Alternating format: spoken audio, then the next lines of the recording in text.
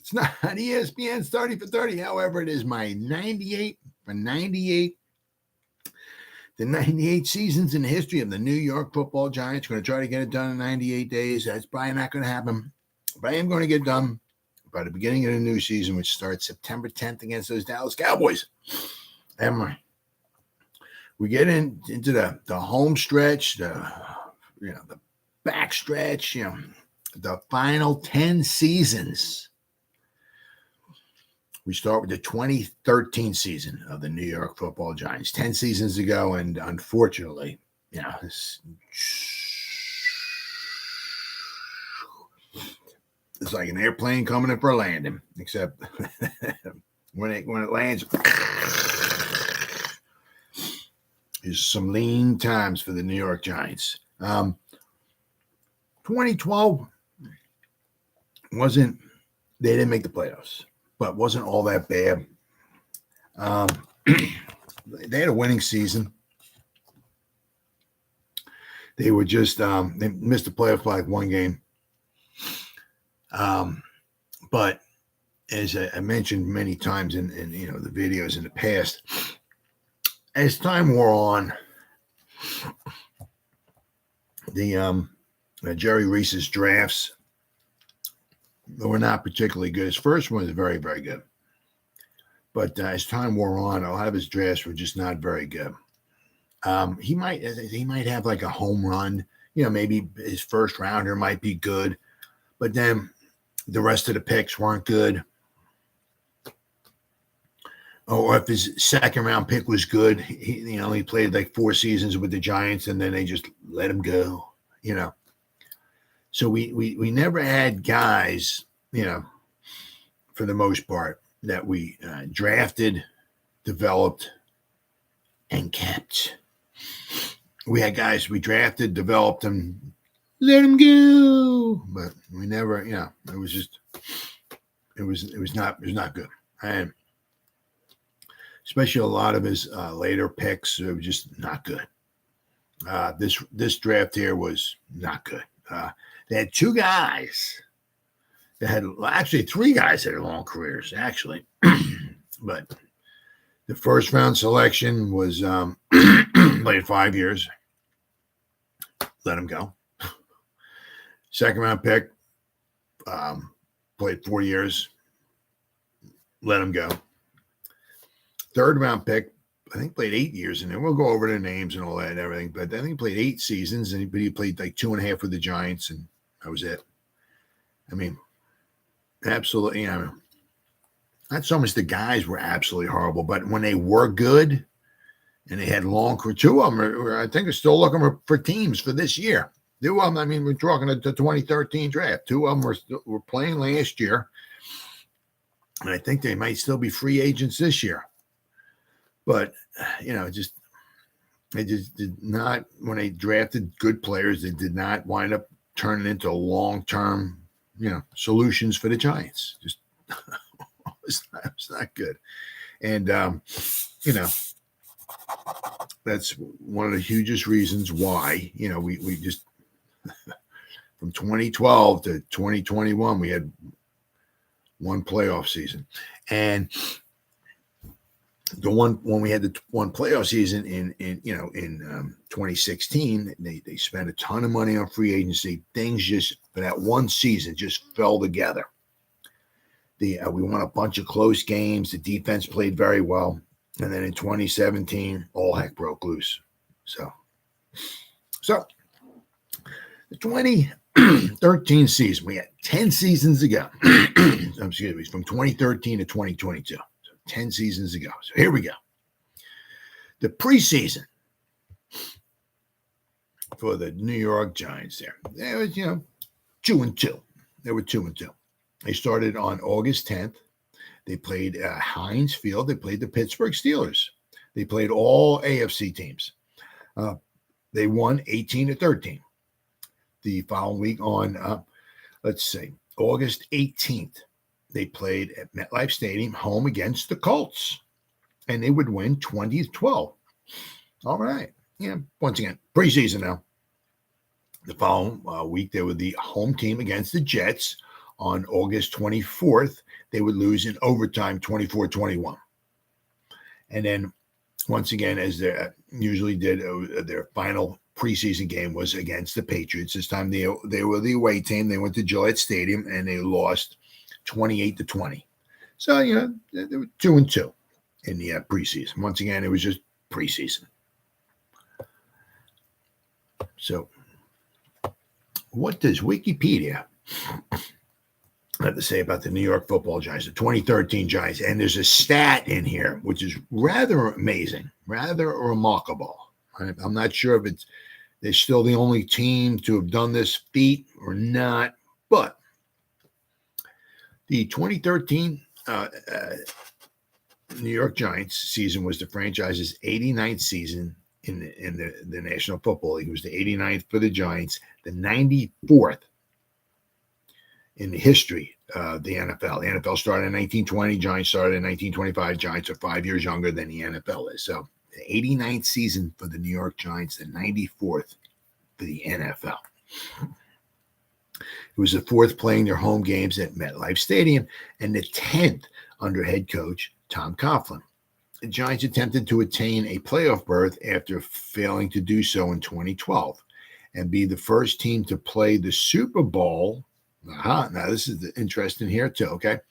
And they tried to be the first team to play the Super Bowl on their own home field, which they shared with the New York Jets because the Super Bowl was played at MetLife Stadium. And it was,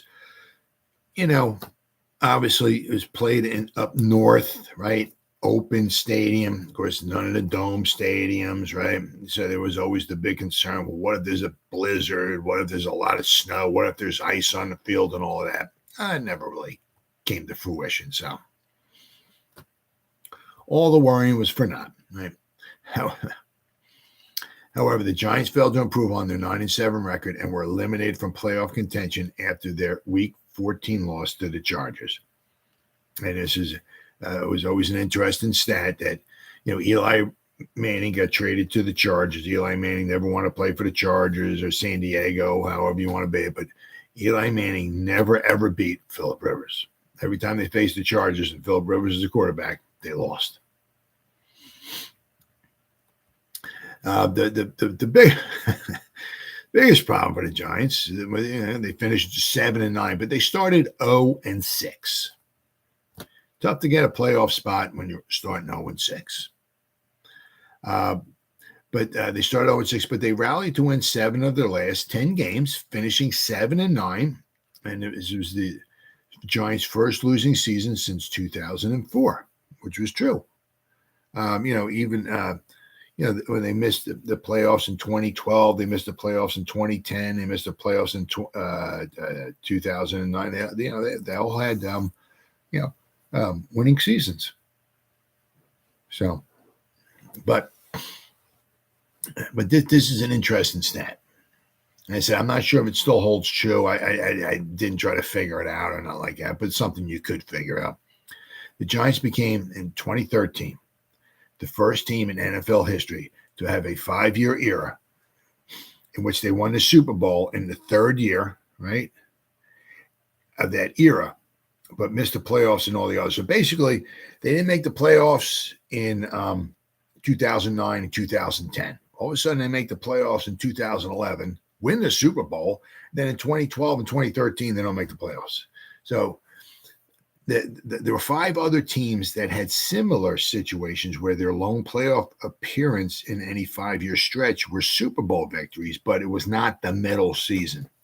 However, 4 of these were won on the 5th year of that stretch. The Jets from 1964 to 68. Amazing. So 68, okay, was they went to the Super Bowl. Obviously, they beat the Colts 16-7 in Super Bowl III. The Washington Redskins from 1978 to 1982. 78, 79, 80, and 81. I don't believe they went to the playoffs at all. But in 1982, they beat the Dolphins 27-17 in the Super Bowl. St. Louis Rams from 95 to 99, 95, 96, 97, 98. The Rams did not go to the playoffs. 1999, they wound up beating the Titans in the Super Bowl. 23-16.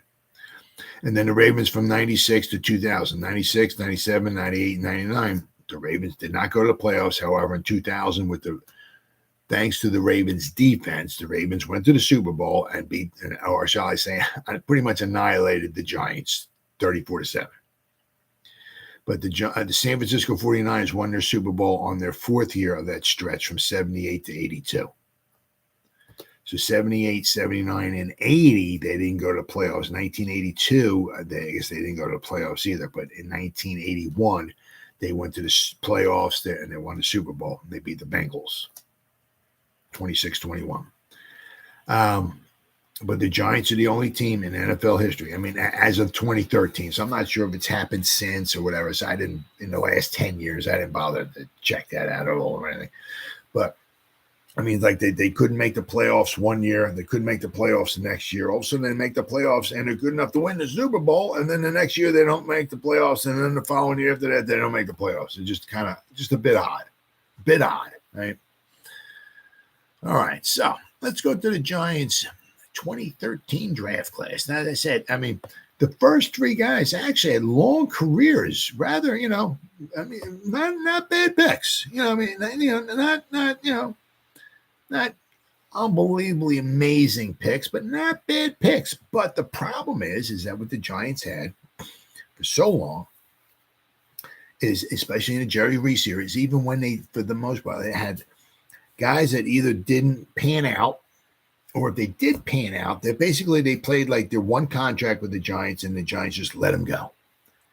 And the cupboards were getting bare. You can't just go draft after draft after draft without getting good players or whatever, and just like letting them go after 4 years. You can't build a team that way. Somehow Jerry Reese just did not seem to understand that. Well, his first draft pick was Justin Pugh, who was still looking for a team, and there's still in the articles out there that there's a chance Justin Pugh and the Giants might reunite. Well, I'm not sure if that's going to happen this year or not. But, see, the thing is, what he would be looking for a starting job. I don't think he would want to be coming back to the Giants. He said he would love to come back and play with the Giants, but he's looking for a starting role, and he would not be a starter here. So he would have to be a backup, and I'm not sure if it's going to wind up happening. Plus, also the fact that, how old is he? Let's take a look at him. How old is Justin Pugh? He is 33. And so I don't think the Giants want to bring in a backup tackle guard, right, at 33 years old and pay him a few $1 million. I don't think that's in their, in their future for the Giants. But he played 5 seasons for the Giants, 2013 to 2017, and then he became a free agent after that, after his 5 years, and they never re-signed him. They let him go. He's played with Arizona. He's played 10 seasons in the NFL. First 5 with the Giants, the last 5 with the Cardinals. And he hasn't done too bad with the Cardinals. But once again, 5 years with the Giants, and they just didn't re-sign him.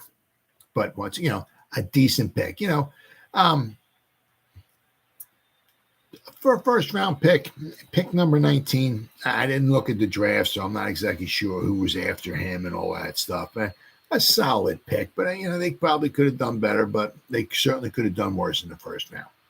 Then they took this guy was a fan favorite too. I after his 4 seasons with the Giants, and I wanted them to re-sign him, but once again, as the Giants have done so many times since basically 2000 with Cornelius Griffin, they would draft like a tackle, a defensive tackle, high in the first or second round. He would play 4 seasons or whatever with the Giants, and they would just let him go. Same thing here with Jonathan Hankins. He's played 10 seasons, and he even played last season. And as far as I know, he still hasn't retired yet. So as far as I know, he's still looking for a team, I think. He played 4 seasons for the Giants, 2013, 14, 15, and 16. And I know, after 2016, he was a free agent. And I know, I was he was a decent tackle. And he wound up going to Indianapolis. Then after that, he went to played with the Raiders. And actually, the last season, apparently, the final 5 games that he played last season, he played with the Cowboys. So he's still out there. So as far as I know, we're talking this is the 2013 draft. With 2023, these guys are still out there, and he's still playing. I guess somebody might possibly pick him up. So these guys, Jerry Reese drafted top 2 picks. Guys played long careers, and they're still playing. But as I said, he played 4 seasons with the Giants, and they just let him go. Good quality ball player. Just let him go. Once again, cover getting bare. You can't just keep drafting guys and they play 4 years and let them go. You can't build a team that way. Somehow Jerry Reese didn't quite seem to understand that. Then they got DeMontre Moore, a defensive end from Texas A&M. He played till 2020, so he played 8 seasons in the NFL. He played 2.5 seasons with the Giants and then played no mas with the Giants. He played, and actually they drafted him in the 3rd round. In his 8 seasons, he never started a game.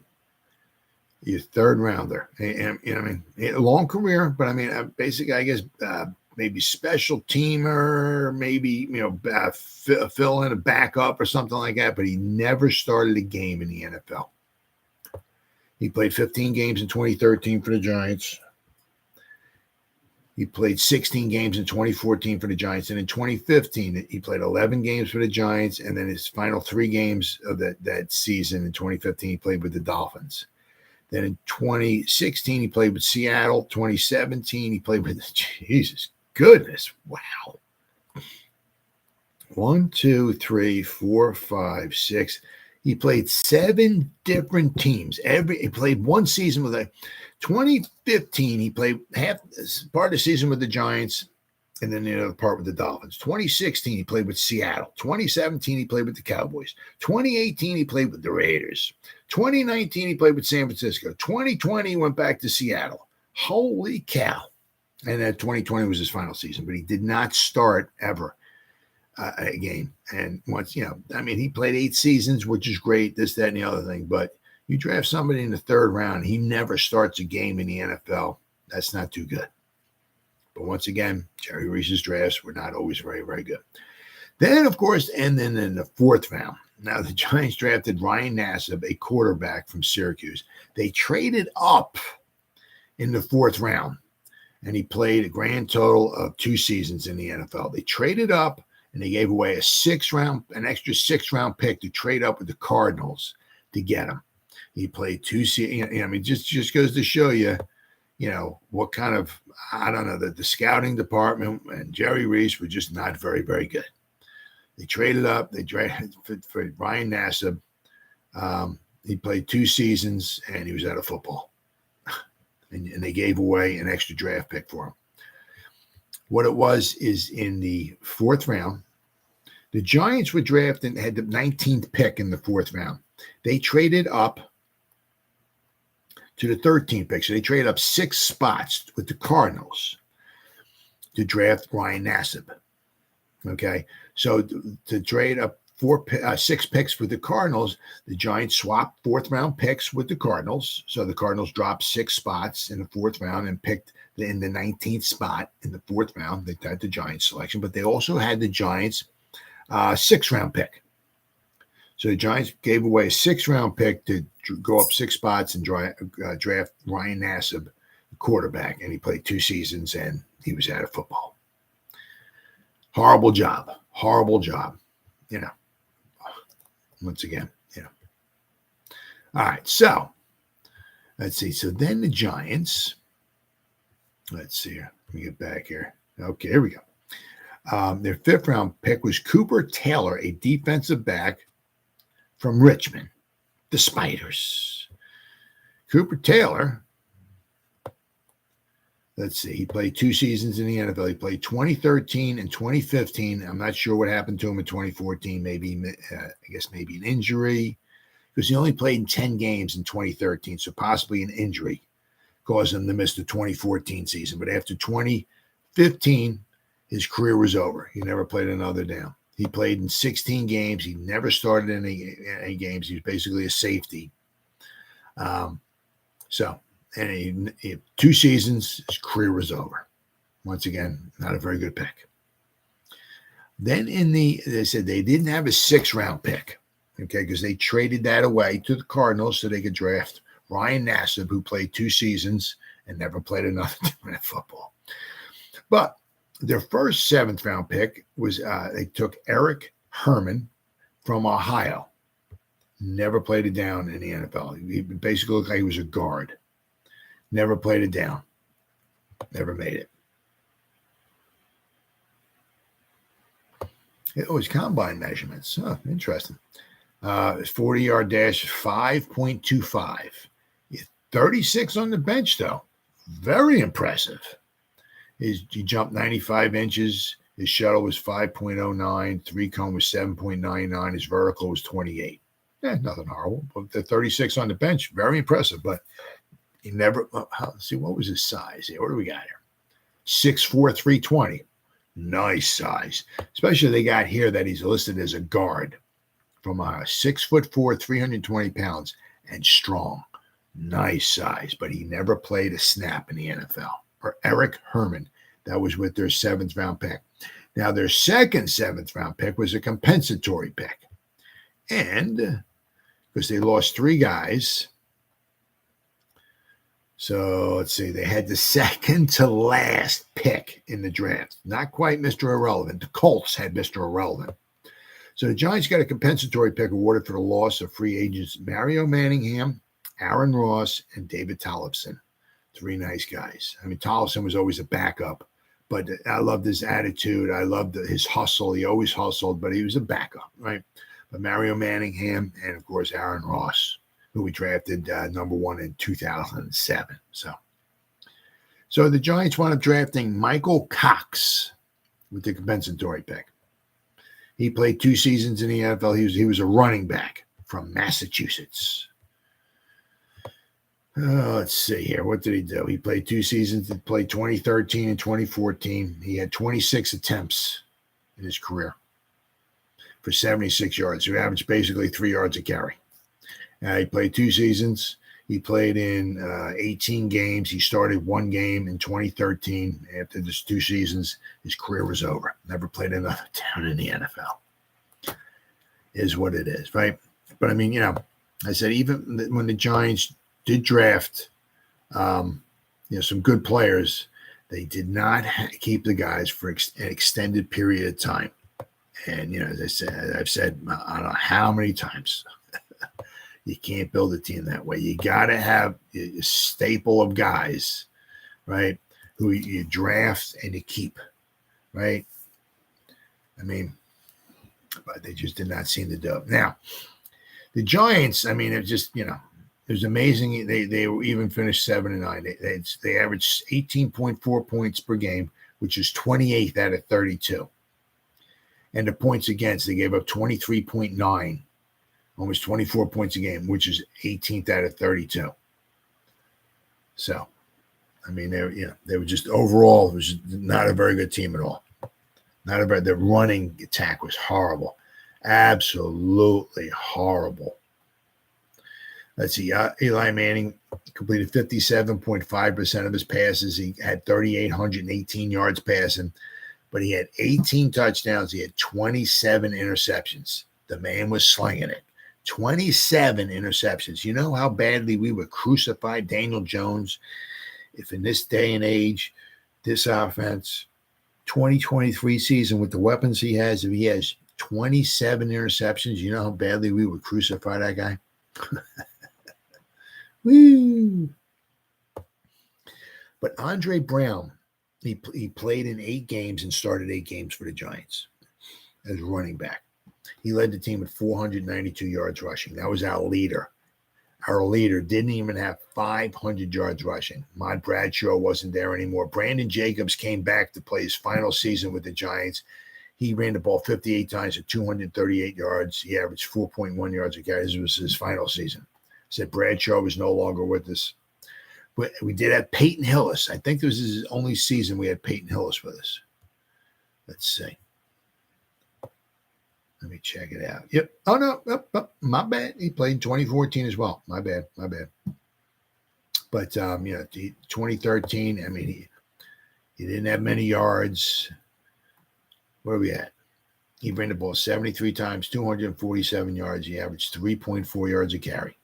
He had 13 receptions, though. Andre Brown had 20 receptions. But Brandon Jacobs ran the ball 58 times with 238 yards. He averaged 4.1, as I said, 4.1 yards a carry. We actually had David Wilson for 5 games, and then his injuries ended his career. Sadly, unfortunately, against the Eagles, he got injured. And as I said, sadly, unfortunately, all that stuff, great person, great human being, but injuries, the neck. And so he played 5 games and his career was over. He only averaged 3.3 yards a carry. Michael Cox was a running back. He averaged 2 yards a carry. He ran the ball 22 times for 43 yards. Darrell Scott, let's see what he do. He averaged 4 yards a carry. All right, 3.7 yards a carry. I mean, just the running game was horrible. As a team, they averaged 3.5 yards a carry. We had 11 rushing touchdowns. We had 1,332 yards rushing. Averaged 83 yards a game rushing the ball. Absolutely horrible. I mean, there was obviously, what was long gone was Seibert, whatever, Deal, O'Hara, Snee, McKenzie combination. That's starting to be long gone. We're starting to get obviously a lot more guys in there like Will Beatty and Kevin Booth. I think it's Kevin. Let's see. Let's see here.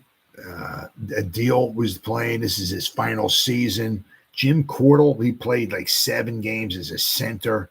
Kevin Booth, Will Beatty, Justin Pugh, he played right tackle, but he was a rookie. So it was just, it was the offensive line was not very good. I mean, once again, and the thing is that maybe the guys weren't that unbelievably horrible, but it was just every year there's a different collection of guys in there. Different guys. You never had the same guys year in and year out. So it was very, very tough. I said, but Eli, he was slinging it. Let's say Victor Cruz had another good season. He had 73 receptions, although he only played in 14 games. He had 998 yards. If he didn't miss those 2 games, he would have had 1,000 yards. Hakeem Nicks had 56 receptions for 896 yards. Brandon Myers was our tight end, one of our tight ends. He had 47 receptions. Ruben Randall, wide receiver, he had 41 receptions. Jarrell Jernigan, another wide receiver, he had 29 receptions. Bear Pasco, gotta love him. He had 12 receptions for the Giants. So, I mean, had a couple guys. I mean, I said Victor Cruz and Hakeem Nicks, both, one had almost 1,000, the other had almost 900. So, Eli put up some yards, but 27 interceptions. Not good at all. Kicking, we had Josh Brown, who was later released from the Giants. He had I guess I was for hitting his wife, I think it was, or something along those lines. Guy wound up becoming a real piece of garbage. He kicked 23 out of 26 field goals. He kicked 88.5% of field goals. He kicked 31 out of 31 extra points. Steve Weatherford, who he got from the Jets in 2011, he had another 46.9 yards per punt. He had 7 touchbacks, but he kicked 25 balls inside the 20-yard line. Another very good season for him. Let's see. The Giants as a defense had 34 sacks. The offensive line gave up 40. I think they only gave up 20 the year before. So, the offensive line was just, just not the same. It was not the same. So, I mean, it's just a rough season overall. Now, I started off, the first game of the season, this one, my son and I were there. It was in Dallas because he's a Cowboy fan. I'm a Giant fan. I mean, this one was just, we had so many turnovers. We lost to the Cowboys 36-31. We outplayed them. We were walking up and down the field all game long pretty much. But was it 6? We had 6 turnovers. The Cowboys had 1. We had 6 turnovers. We had -5 in the turnover department, and we lost 36-31. I mean, what are we at here? The Cowboys, Barry Church had a 27-yard fumble return. Brandon Carr picked the pass off with the ran it back 49 yards for an interception return for the Cowboys. The Giants, Victor Cruz caught a 10-yard pass from Eli Manning with 8 minutes and 47 seconds left to go in the game. And I think the Giants had, at that point in time, had 5 turnovers to the Cowboys 1. So the Giants were down 30-24. Okay. And I know, as I said, I think there was like another interception that got ran back almost for a touchdown or something like that. But the Giants at that point in time were -4 in the turnover department, and they were only down 30-24. So the Giants got the ball back, right? But with 1:50 left to go, and Eli Manning threw a pass. I don't know who it was to, but Brandon Carr picked it off and ran it back 49 yards for a touchdown. I mean, the Cowboys couldn't stop. Did the Giants even punt the ball? Punts. Did they say punts here? Oh, let's look at the kicking here. There we go. Punting. See Weatherford. Oh, he did punt. He punted 3 times. Wow. Interesting. Okay. But I said, the Giants got the ball back, and they got, started moving, but then Brandon Carr picked the pass off, ran it back 49 yards for a touchdown, and put the Cowboys up 36-24. Giants got the ball back.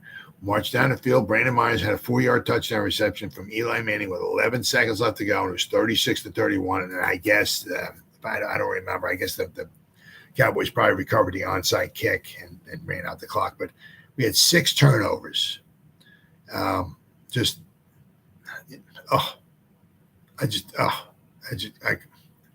It was so tight. It just pissed me off so much because, seemed like every time we started moving or whatever like that, something would happen and we would get a turnover. The Cowboys would cover a fumble, run it back for a touchdown, or pick a pass off, run it back. It was just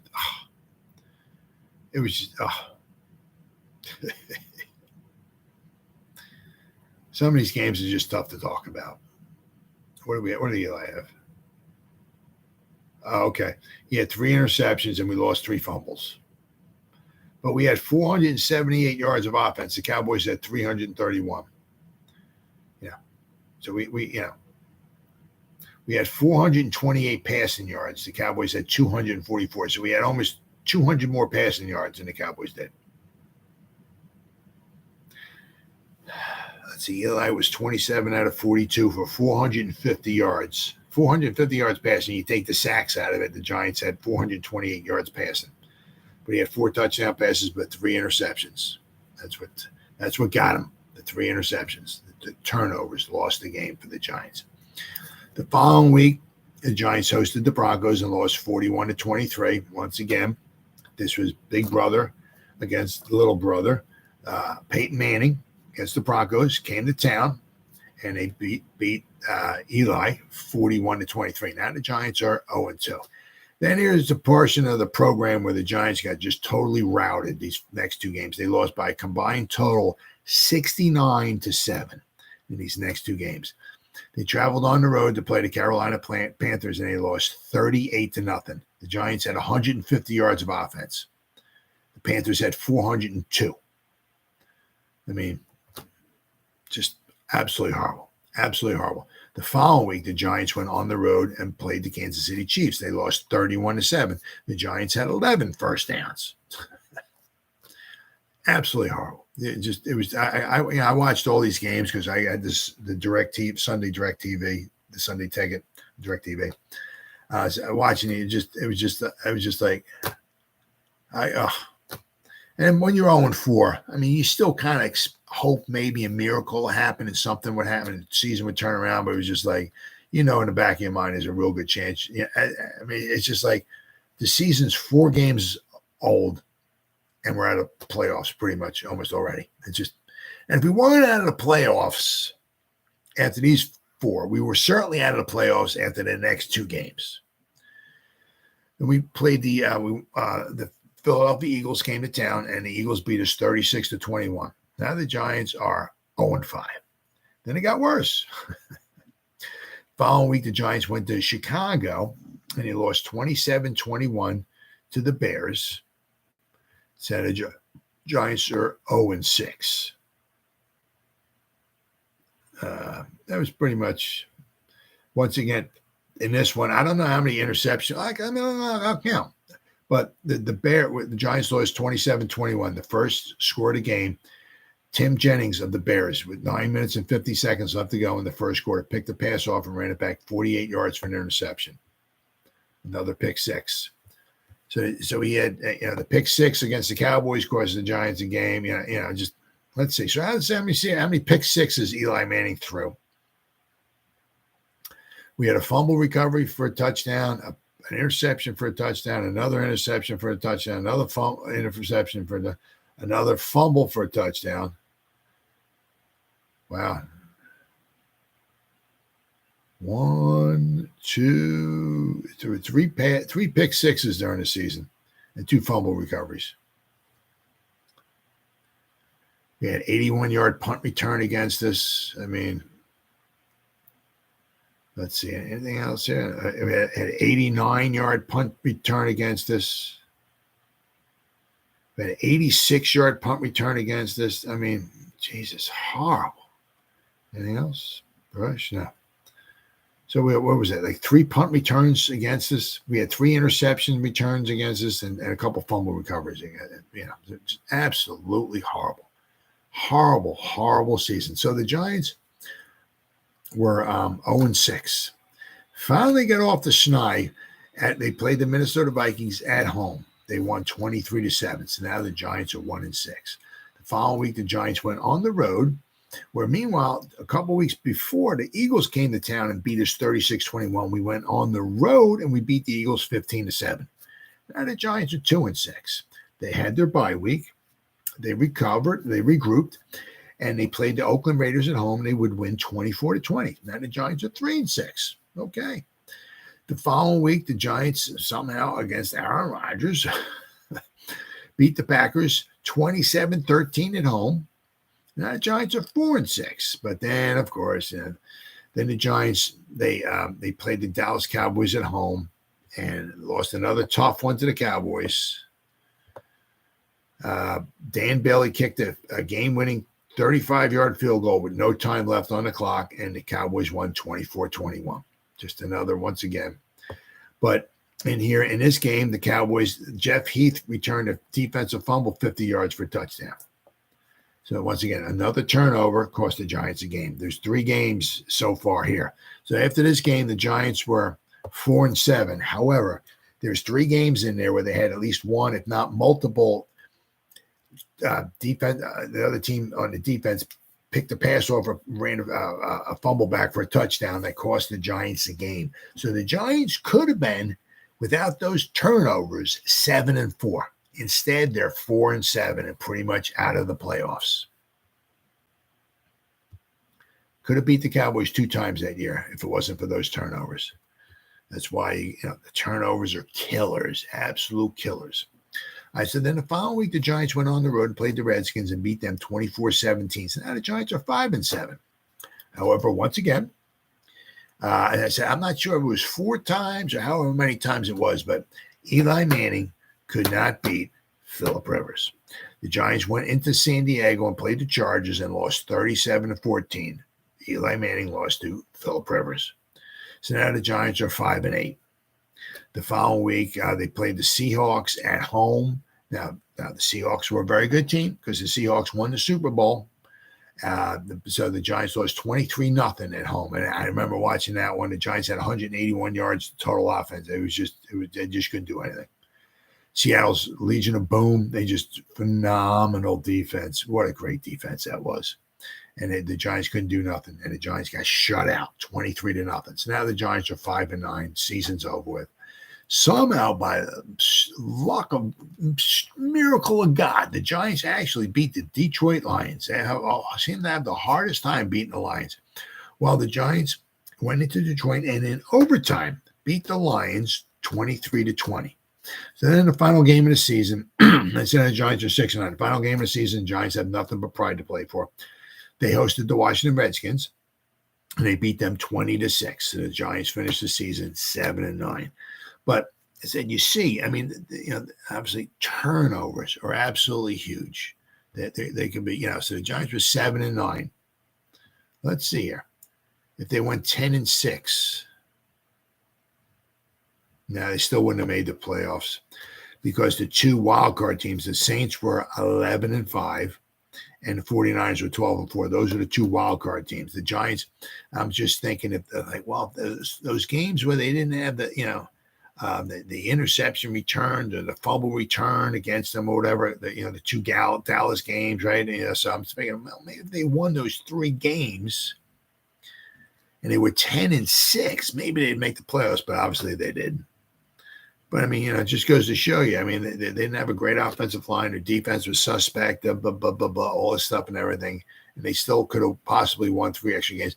Also, another thing is you got to think of is the defense gives up like 20-something points a game. It's like, wow. But then you look, I mean, you got to start realizing, too, that the offense gave up many touchdowns. Gave up, 40 or 50 points during this season just on turnovers. So those 40 or 50 points gets added to the defensive stats and makes the defense look horrible when it shouldn't. Right? So actually the defense gave up let's see here. The Giants defense gave up 383 points. Well, actually, if you take away, right? If you take away all those turnovers for the pick sixes and the fumble returns and all that stuff, and the punt returns and everything, the Giants defense probably gave up maybe 320 points, 330 points, which would have been a lot. 320 points, they would give up 20 points a game. But here, because of all everything, all the turnovers and all of that, the poor punt coverage and everything, the Giants gave up 24 points a game. So. All right, so let's go to, shall we? I mean, it was just not a very good season for the Giants. I mean, the talent was just starting to dwindle away, and it showed in their record. Eli tried to keep them in games by slinging it, but 27 interceptions, not good. All right, so in the AFC East, the Patriots won with a record of 12-4. The Bengals won the AFC North with a record of 11-5. And the AFC South, the Indianapolis Colts won with a record of 11-5. The AFC West had 3 teams go. The Broncos with Peyton Manning, right, were 13-3. The Kansas City Chiefs were 11-5, and the San Diego Chargers with a record of 9-7. So the Chiefs and the Chargers got the 2 wild card spots. So in the playoffs, this one was what a game this one was. I forgot about this game. Yeah. The Colts beat the Chiefs 45-44. What a game this one was. 89 points. It was unbelievable. Up and down the field. There was no defense. Up and down the field. It was a pretty incredible game. The other game at Paul Brown Stadium, the Chargers beat the Bengals 27-10. So in the divisional round, New England beat the Colts 43-22, and Denver Peyton Manning beat the Chargers 24-17. So in the battle, the showdown between Peyton Manning and Tom Brady in the championship game at basically Mile High Stadium, Denver was 26, New England Patriots 16. So Peyton got a low revenge on Tom Brady. So that sent the Broncos to the Super Bowl, where they would get pretty much demolished.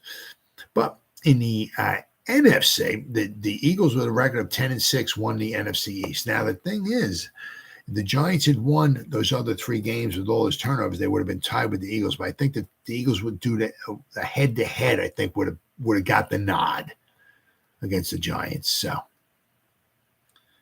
right. NFC North, the Packers won with a record of 8-7-1.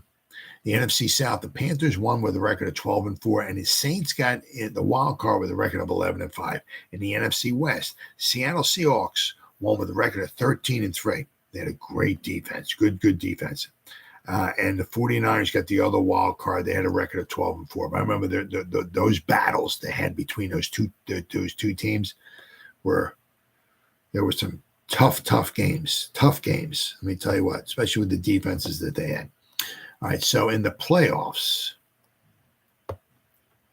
at Lambeau Field, once again, the 49ers, for whatever reason, I don't know why Aaron Rodgers can't beat the 49ers. The 49ers beat the Packers at Lambeau Field 23-20. At Lincoln Financial Field, the Saints, and I was so happy about this one. Whenever the Eagles get knocked out of the playoffs, I am so happy, and I was very happy. Let me tell you what, the Saints beat the Eagles 26-24. So now in the divisional round, let's see, San Francisco beat Carolina 23-10. And Seattle beat New Orleans 23-15.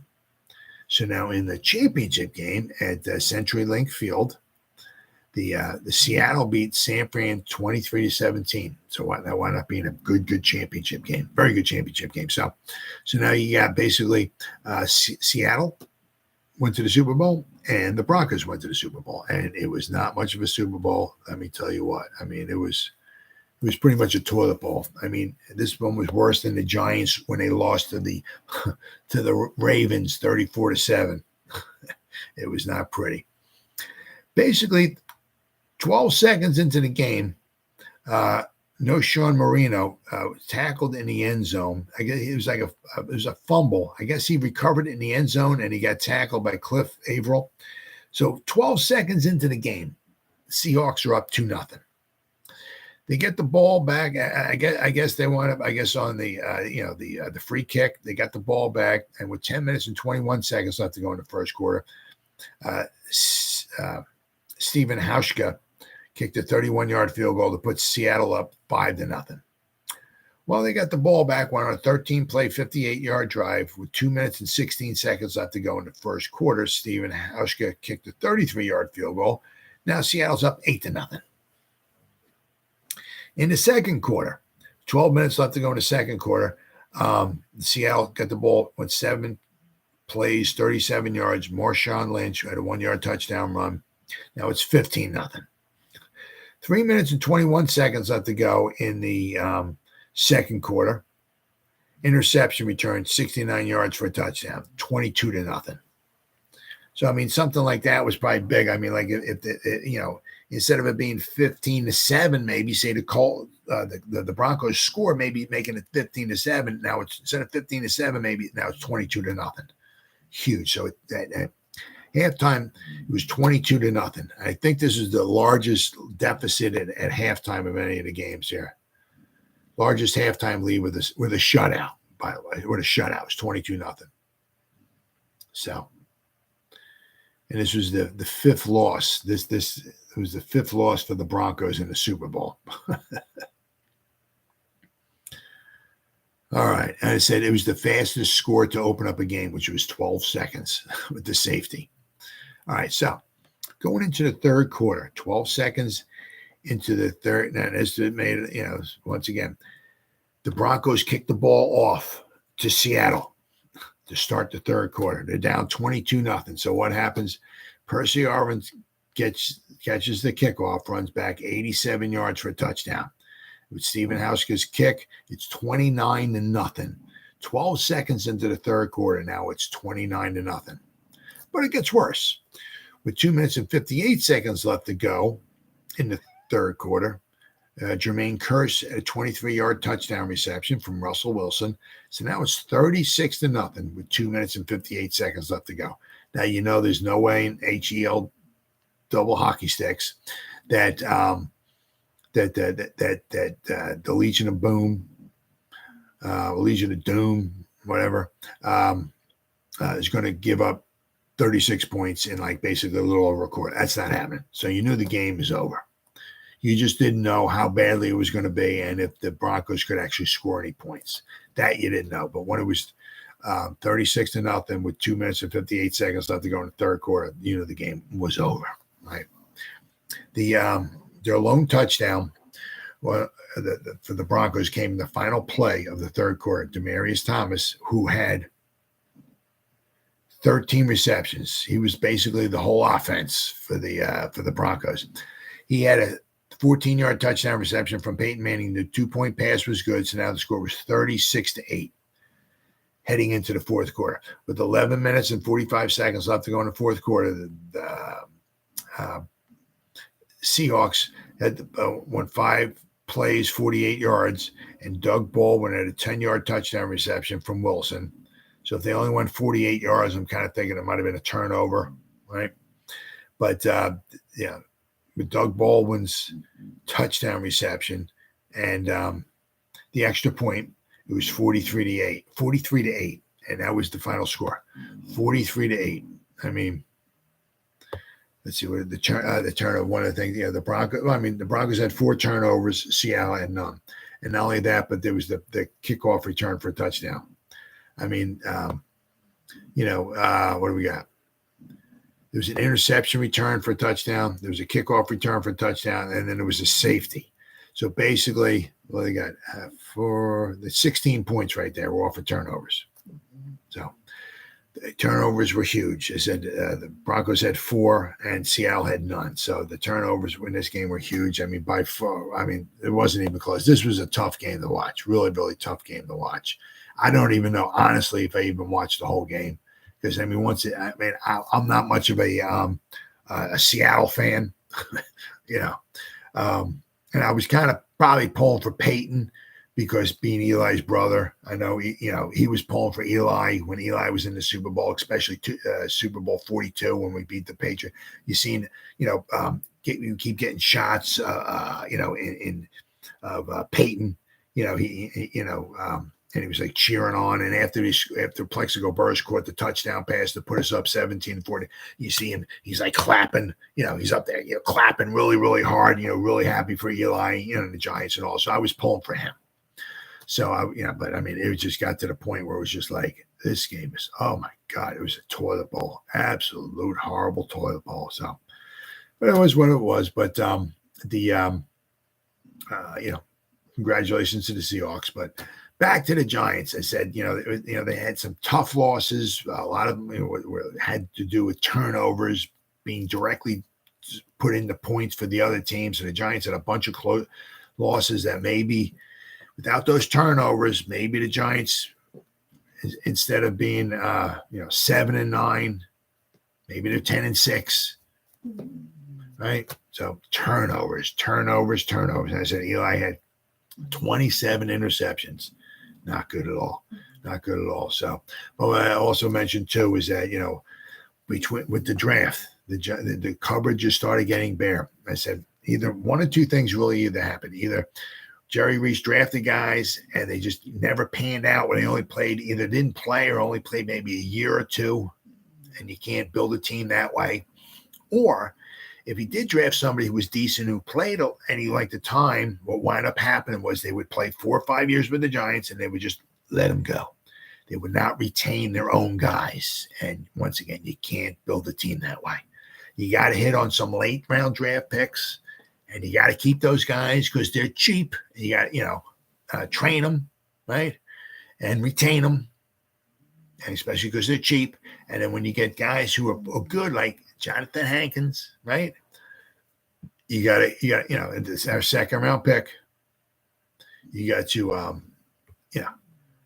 keep him because he wound up playing 4 years for the Giants, and they let him go in free agency. They didn't want to re-sign him. And I said him with Justin Pugh. Justin Pugh wasn't the greatest tackle in all football and like that, but after 5 seasons, they just let him go because I guess they just didn't want to pay him. So if they don't pay them, they don't pay Hankins, they don't paying Pugh, who are they paying, right? They're probably bringing in a free agent.